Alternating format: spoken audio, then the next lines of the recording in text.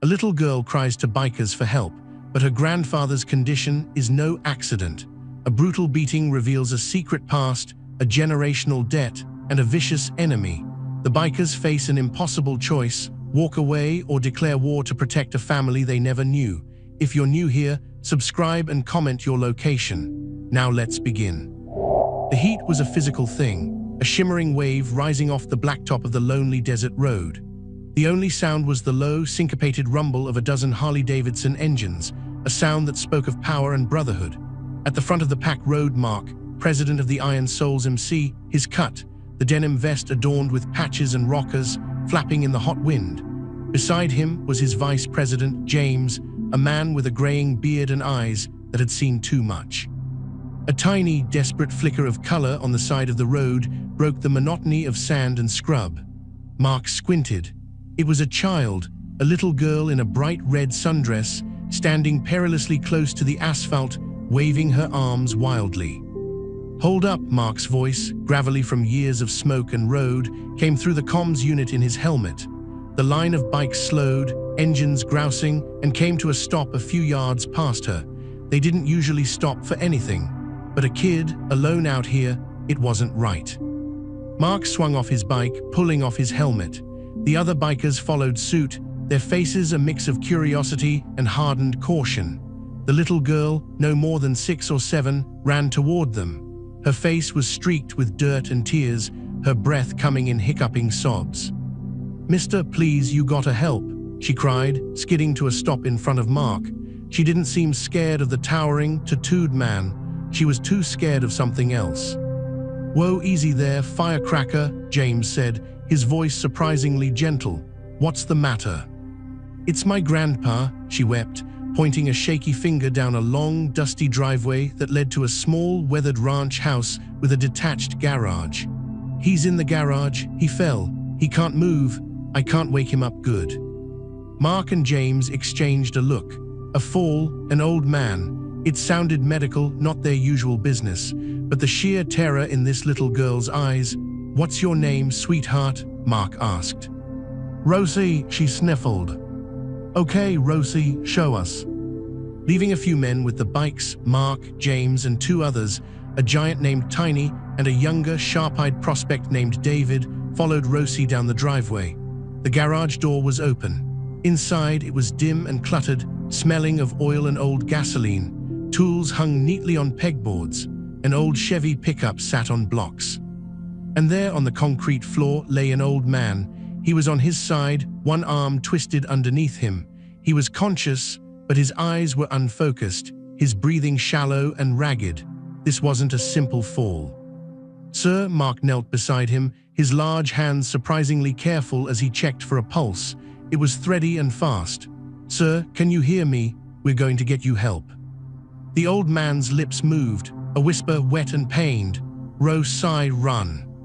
James was already on his phone, calling for an ambulance, giving the remote location. But as Mark's eyes adjusted to the light, he saw it. The bruises, dark, savage, purpling across the man's ribs, visible through his torn t-shirt. The split lip, the swollen, almost shut eye. This wasn't from a fall. This was a beating, a professional, vicious beating. "Rosie," Mark said, keeping his voice calm. He turned to the little girl who was clinging to James's leather-clad leg. "Did your grandpa fall, or did someone hurt him?" The dam broke. Fresh tears flooded her eyes. "The bad men, the men in the suits, they came and they yelled and they hit him. He told me to hide in the truck and not come out no matter what. I did, but they hurt him so bad." She buried her face in James's cut. "Men in suits," James muttered, his eyes going cold. "Out here." Mark gently rolled the old man onto his back, trying to make him more comfortable. As he did, the man's torn shirt sleeve rode up further, revealing the faded, weathered ink on his frail forearm. Mark's breath caught. It was a tattoo, an eagle clutching a gear and a lightning bolt. The colors were decades old, the lines blurred with age, but Mark knew it. Every member of the Iron Souls knew it. It was their original chapter patch design, from before Mark's time, from the club's very earliest days. He looked from the tattoo to the man's face, now seeing past the bruises and swelling. The strong jaw, the proud nose. The stories from the old-timers flashed in his mind. A founder, a legend who walked away clean for a woman for a quiet life. They said his name was Paul the Wrench Dalton. He was a ghost, a story you told around a fire, and he was lying broken on his own garage floor. James, Mark said, his voice low and tight. James looked over, his eyes widened, then narrowed to slits as he saw the tattoo. He gave a single, sharp nod. This had just changed. This was no longer a random act of charity. This was club business, ancient, sacred business. The distant wail of a siren cut the air. The ambulance was coming. Mark leaned close to Paul. "Paul, it's Mark. Iron Souls, we've got you. Who did this? Why?" Paul's eyes fluttered open, a flicker of recognition and profound shame in their depths. He tried to speak, a gargle of blood and pain. "My boy, my Danny, they said he owes a debt, my debt, for protecting him back then. I told them I'd pay. They didn't listen." Generational debt, James spat, the term vile on his tongue. It was a mob tactic, making the sins of the father the burden of the son forever. The paramedics arrived then, two efficient young men who pushed the bikers aside to work. As they loaded Paul onto a gurney, Rosie wouldn't let go of James's hand. "I gotta go with him," she cried. "We'll follow the ambulance, Rosie," Mark said. "You ride with your grandpa, we'll be right behind you." He looked at James. "Call Elena, tell her to meet us at County General, and get the word out. We need to find Danny." The hospital was a stark, white nightmare of waiting. Mark, James, Tiny, and David occupied a corner of the waiting room, a wall of leather and menace that kept other people at a cautious distance. A doctor finally came out, her face grim. Paul had 3 broken ribs, a punctured lung, a concussion, and internal bleeding. He was in surgery. It was touch and go. Just then, a woman rushed in. She was in her late 20s, with Rosie's same fiery hair and eyes wide with panic. Rosie ran to her. "Mommy." "Rosie, oh, thank God." The woman scooped her up, then her eyes landed on the bikers. Fear flashed across her face. Mark stood, holding up his hands in a peaceful gesture. "You must be Danny's wife." "Jennifer," she said warily, holding Rosie tight. "Who are you?" "The police said some bikers found Dad." "We are friends of Paul," Mark said, choosing his words with care. "From a long time ago, we want to help. Where, Danny?" Jennifer's face crumpled. "I don't know. He got a call this morning. He was white as a sheet. He said he had to go meet someone about a loan, that it was a mistake. He kissed us and left. That was 6 hours ago. He's not answering his phone." The tears came then. Then the hospital called about Paul. "What is happening?" James stepped forward. "Jenny, is it? We think the people Danny went to see are the same people who hurt your father-in-law. They're saying Danny owes them money. Money from Paul's past." "Past? What past? Paul's a retired mechanic. He fixes lawnmowers." Jennifer's voice was rising with hysteria. "He was more than that once," Mark said quietly. "And to us, that once matters forever. We're going to find Danny, but we need you to trust us." Before Jennifer could answer, a new voice, smooth as silk and cold as ice, cut through the tension. "Well, isn't this a touching reunion?" A man in an impeccably tailored suit stood at the entrance to the waiting room. He was flanked by 2 larger, stone-faced men in cheaper suits. He had the look of a man who spent more on his haircut than most did on their rent. A mobster, a collector. All the Iron Souls turned as one. The air in the room went electric. "Mrs. Dalton," the suit said, ignoring the bikers completely. "My name is Mr. Salvator. I believe you're married to Daniel Dalton. He missed a meeting today, a very important meeting regarding a financial arrangement." Jennifer shrank back. "I don't know anything about it." "Of course you don't. Women rarely understand business," Salvator said with a thin smile. He finally glanced at the bikers. "I suggest you gentlemen go back to whatever bar you crawled out of. This is a private matter." Mark took 2 steps forward, closing the distance. He wasn't as tall as Salvator's goons, but he was wider, denser. A force of nature contained in leather and denim. "The old man in surgery, Paul Dalton, you work for the people who did that." Salvator's smile didn't waver. Mr. Dalton Sr. was regrettably uncooperative. He attempted to renegotiate terms that were set in stone decades ago. A debt is a debt. It passes from father to son. It's about principle. Principle, Mark repeated, the word a curse. He looked at James, a silent conversation passing between them in a millisecond. Then he looked back at Salvatore. You tell your boss that the debt is called. The Iron Souls are assuming it. Salvatore actually laughed, a dry, humorless sound. A motorcycle club? You think you can assume a debt to the Luciano family? That's adorable. This is out of your league, Grandpa. You ride toys, we own cities. James chuckled, a low, dangerous sound. He pulled out his phone, made a show of looking at it, then held it up. On the screen was a live video feed. It showed Salvatore's own house, where his wife was gardening. Another tap, and the feed changed to his daughter's private school playground. We know where your kids go to school, Mr. Salvatore, James said conversationally. We know where your mistress gets her nails done on Thursdays. You think we're just guys with bikes. You think Paul the wrench Dalton was just a guy with a wrench. You made a big, big mistake. The color drained from Salvatore's face. His two goons shifted, hands moving toward their jackets. I wouldn't, Mark said softly, and as he did, the doors to the waiting room swung open. 5 more Iron Souls members walked in, led by a fierce-looking woman named Mercy, who was their sergeant at arms. They fanned out, blocking the exits. They didn't reach for weapons. They didn't have to. Their presence was the threat. Salvatore understood the calculus. He was outmanned, outmaneuvered, and his family had just been put on the board. The polite mask vanished. You have until sunset tomorrow, he hissed. $150,000, cash, or we start sending pieces of your precious Danny back to his lovely wife in a box. And after that, we'll finish what we started with the old man. This isn't over. He turned on his heel, his enforcers following, and they stalked out of the hospital. The silence they left behind was heavy. Jennifer was trembling, Rosie clutching her neck. They have Danny, she whispered. They do now, Mark said, but they just told us the price and the deadline. He turned to his brothers and sister. We have less than 24 hours. We need cash and we need a plan. This isn't about buying Danny back.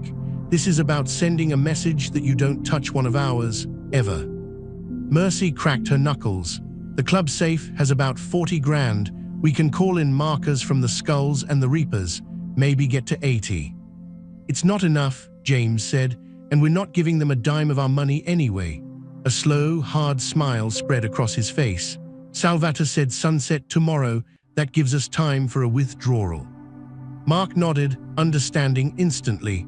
The Luciano crew runs their cash through that import warehouse on the docks. They do a weekly count on Wednesday nights. Tonight. Bingo, James said. We hit it. We take their money to pay their own ransom, and we burn the place down on our way out. 2 birds, 1 stone. That's a fortress, James, Tiny rumbled, speaking for the first time.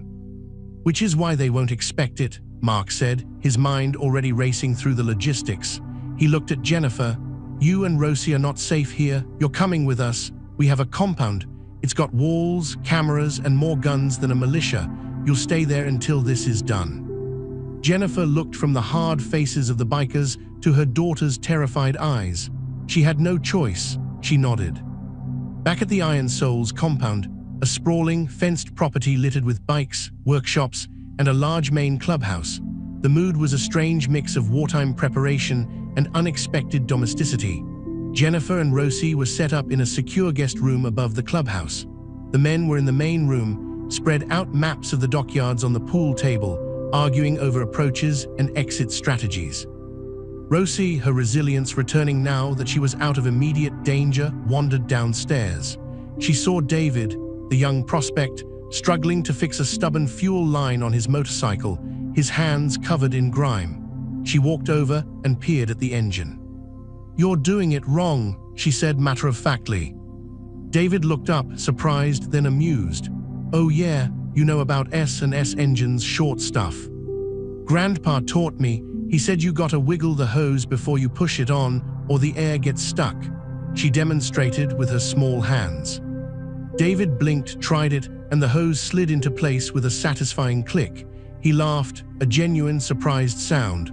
Well, I'll be. Your grandpa's a smart man. The smartest, Rosie said, beaming for the first time since they'd found her. The moment was small, light, a flicker of humor in the darkness. Upstairs, Jennifer stood on the balcony overlooking the common area. She was scared for Danny, worried for Paul, and completely out of her depth. Mercy walked up, handing her a mug of strong coffee. "It's terrible, but it's hot," Mercy said. "Thank you," Jennifer murmured. She watched Mark below, pointing at the map, his voice a low growl of command. "He's intense." Mercy followed her gaze. "Mark, yeah, he carries the whole club on his back, but he's got a good heart, buried real deep, under about 6 feet of stubborn and a lifetime of road grit, but it's there." She gave Jennifer a sidelong look. "He was in love with a doctor once. She wanted him to leave the club. He couldn't. It's his family. He still sends her money anonymously every month for that free clinic she runs." Jennifer looked at Mercy, surprised. "Why are you telling me this?" "So you know we're not just animals," Mercy said simply. "We're a family, and your father-in-law is a lost brother. That makes you and Rosie family too. We protect our own, even the ones we just found." Downstairs, the planning was hitting a snag. The warehouse had a state-of-the-art alarm system linked directly to the police. They couldn't cut the power without triggering it. "We need a ghost," James muttered. "Someone to get inside and disable it from the server room before we even roll up." "Impossible," Tiny said. "Place is crawling with guards." Mark was silent, thinking. He remembered the way Salvatore had looked at his phone, the fear in his eyes, not just for his business, but for his family. A different kind of plan began to form, one that was far more dangerous but could strike at the very heart of the Luciano operation. It wasn't just about the money anymore.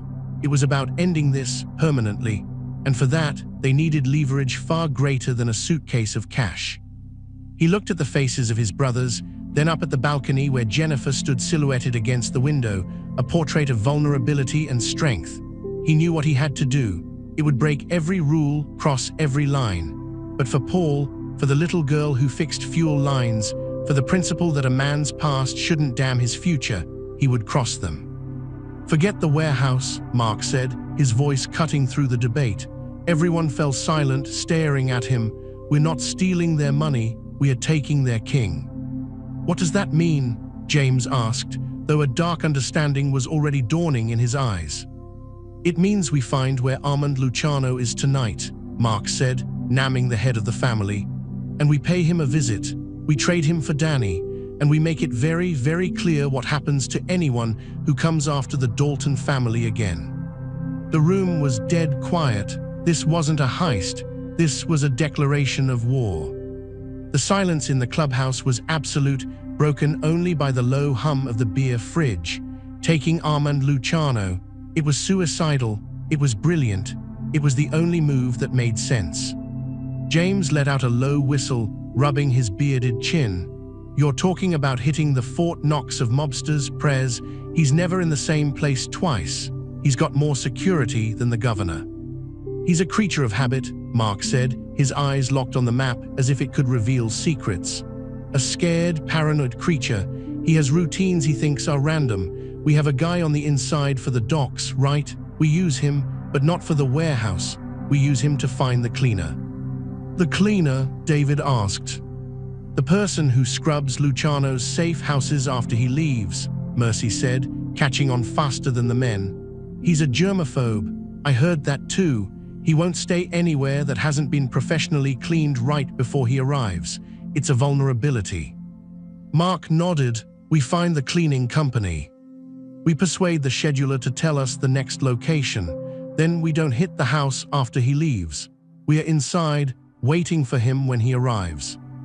It was audacious. It required precision, intimidation, and a hefty dose of luck.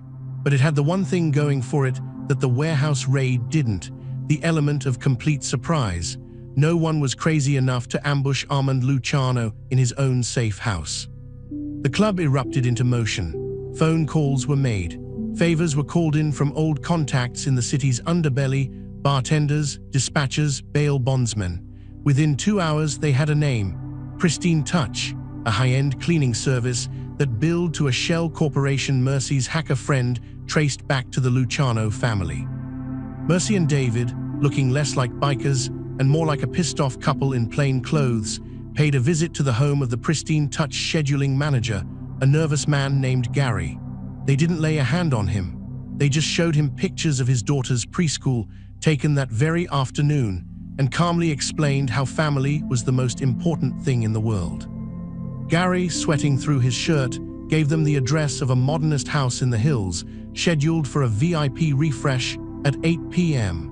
Luciano was due at 10. It was 7:15. "Saddle up," Mark said, his voice like iron. "Full combat gear, quiet entry. We go in soft, we set up and we wait. No one fires unless I do. This isn't a massacre. This is a transaction."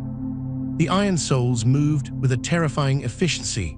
They left their roaring hogs behind, loading into two nondescript panel vans.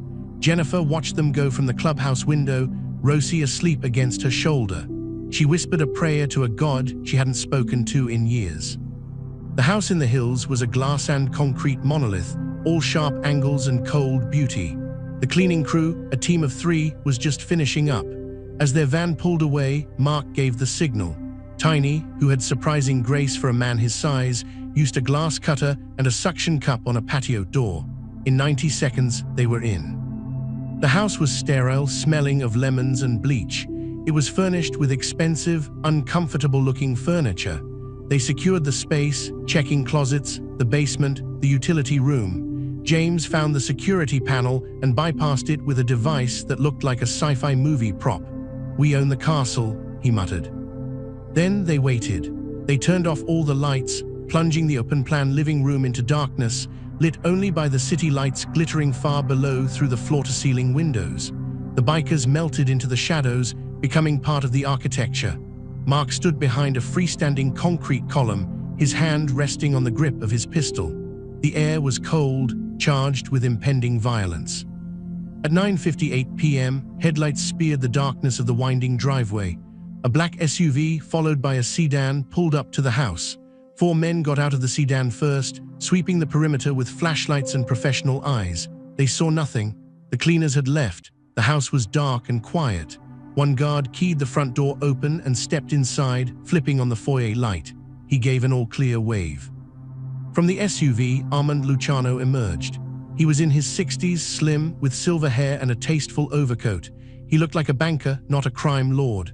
He walked briskly toward his house, followed by his personal bodyguard, a mountain of a man named Bruno.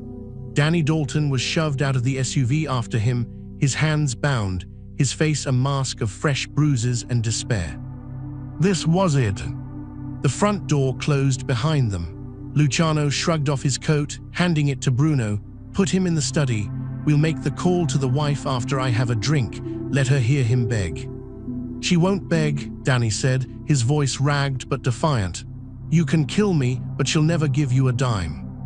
Luciano smiled, pouring himself a glass of amber liquor from a decanter.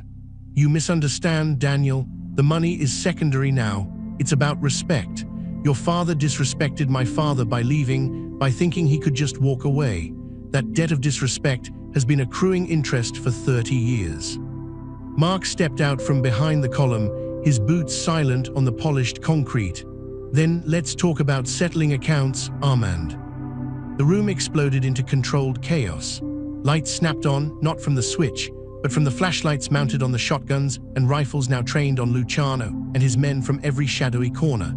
Bruno went for his gun, but Tiny was already there, his massive arm wrapping around Bruno's neck in a chokehold that cut off all sound.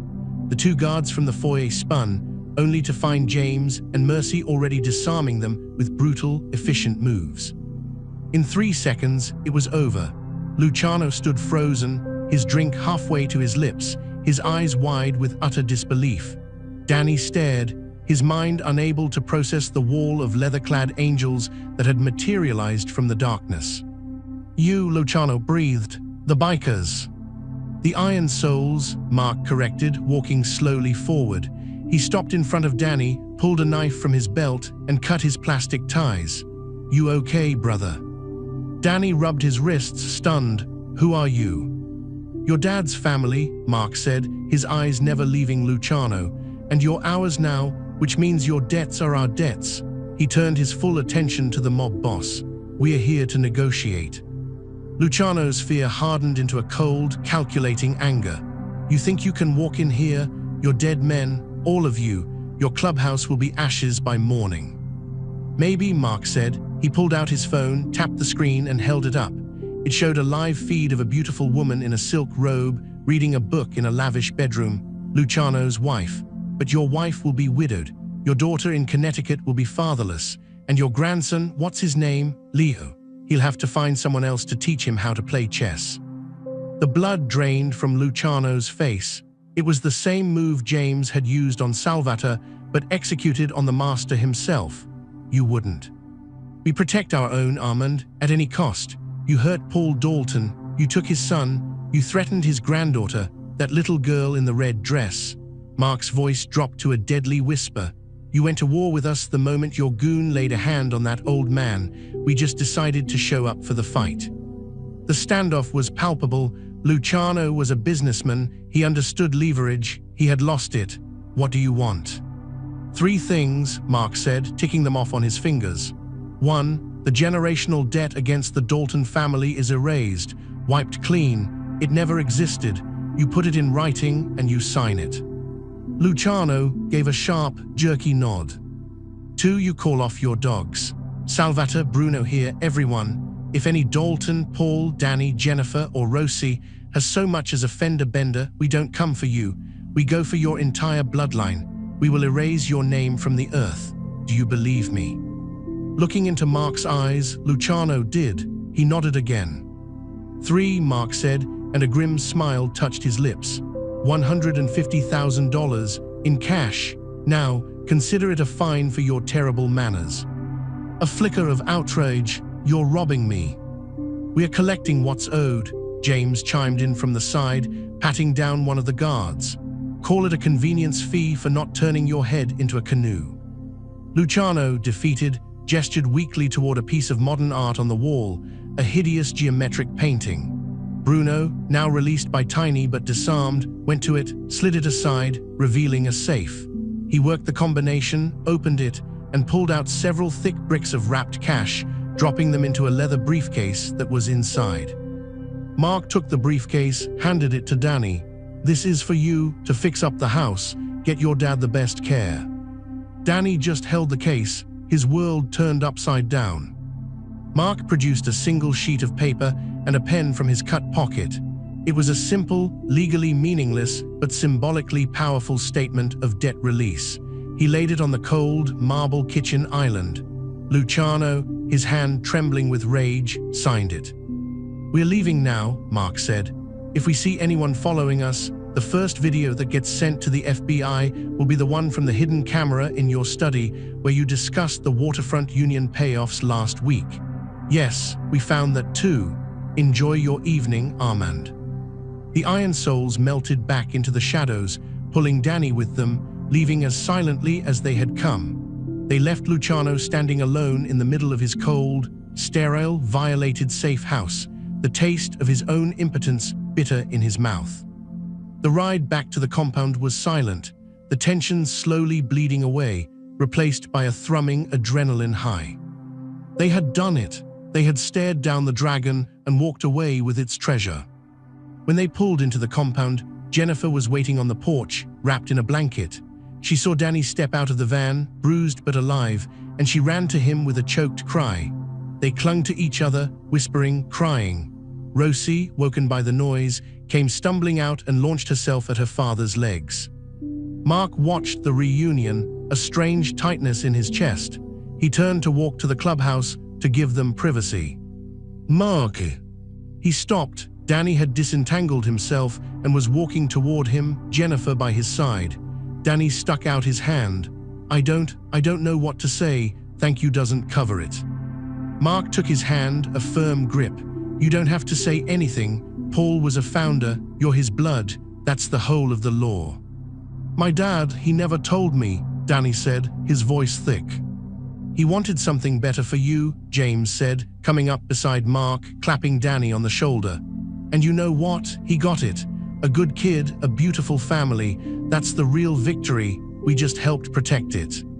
Jennifer stepped forward then, and to Mark's surprise, she hugged him. It was brief, fierce, and full of a gratitude beyond words. "Thank you," she whispered. When she pulled back, there were tears in her eyes, but also a new understanding. These weren't monsters, they were guardians, flawed, dangerous, but fiercely loyal. In the days that followed, life began to stitch itself back together. Paul survived surgery and began the long, painful road to recovery. When he was awake and lucid, Mark and James visited him in the hospital. The old man's eyes, pale but clear, looked at their cuts. "I'm sorry," Paul rasped. "I brought this on them." "You left to build something good, Wrench," Mark said, using the old road name for the first time. "You succeeded, we just defended it. The debt is gone. Luciano won't be a problem anymore." A single tear traced a path through the old man's stubble. "The club, is it still the same?" James grinned. "Louder, but the heart's the same. You're always welcome at the table, you and yours." It was a week later when the compound saw a different kind of visitor. Danny, Jennifer, and Rosie pulled up in their repaired sedan. Rosie ran straight to the garage where David was working, demanding to help. Danny carried a case of expensive beer. Jennifer carried a large baking dish. "Lasagna," she said to Mercy, who raised an eyebrow. "It's the only thing I make that doesn't stink." That night, the Iron Souls clubhouse was filled with an unusual sound. Laughter mixed with the rumbling talk of motorcycles, a little girl's giggle as she sat on Tiny's shoulders, the clink of glasses as Danny shared a beer with the men who had saved his life. It was loud, messy, and alive. For the first time, Jennifer saw the family Paul had left behind, and she understood the pull of it. She caught Mark looking at her from across the room, a quiet, assessing look. She held his gaze for a moment, then smiled, a real, unburdened smile. There was a charge there, a recognition of something strong and capable, something that had fought for her. It was a spark, safe for now, but undeniably present. Mark stood on the porch later, looking at the stars. James joined him, handing him a fresh beer. "We're gonna have to paint a new patch," James said. "Property of Iron Souls, protected, for the Dalton house." "Good idea," Mark said. "You know this ain't over with Luciano," James said, quieter. "He's gotta save face eventually." "I know," Mark said, "but we bought them time. We showed them they're not alone, and we showed Luciano the price of touching what's ours. Next time, we won't be so polite." Inside, Rosie was showing Paul, who was in a wheelchair for the visit, how to fix a carburetor on an old lawnmower engine David had found for her. "See, Grandpa, you wiggle it, then push." Paul laughed, a real, warm sound, and patted her head. He looked around the clubhouse, at the familiar patches, the new faces, the family he'd thought he'd lost, and the family he'd made, all together under one roof. His eyes met Mark's through the window. Mark raised his bottle in a silent toast. The old man did the same, his hand a little shaky, but his meaning clear.